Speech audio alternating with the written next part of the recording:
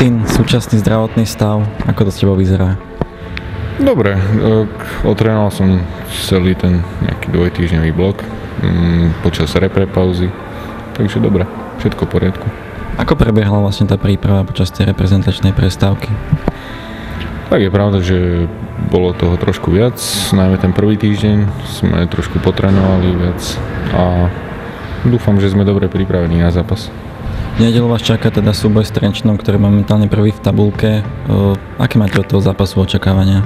No tak už len to, že je to mužstvo, ktoré je prvé, alebo druhé, neviem, jak to tam presne je, tak svedčí o tom, že to bude pre nás ťažký zápas. Pred pár týždňami sme s nimi prehrali u nich pohár, takže máme čo oplácať a dúfam, že ľudia prídu na svoje a že to teraz zvládneme tentokrát. Ja myslím si, že práve to, že hráme s Trenčínom, ktorý hrá dobrý futbal, je na tých popredných priečkách tabuľky, tak to už by mala byť taká tá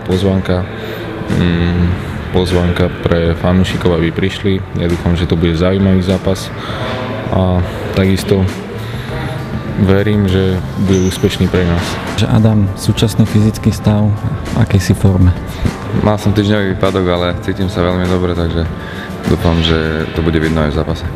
Získal si vlastne ocenenie druhého najlepšieho hráča do 21 rokov. Tešíš sa z víťazstva? Tak určite áno, veľmi ma to teší a budem bojovať ďalej, aby som bol na prvom. Čaká vás teraz dôležitý zápas s Trenčínom. Ako prebieha príprava? Všetci chlapci sa 100% koncentrujú na tento zápas a určite do tohto zápasu budeme chcieť odovzdať všetko a pôjdeme určite za víťazstvom.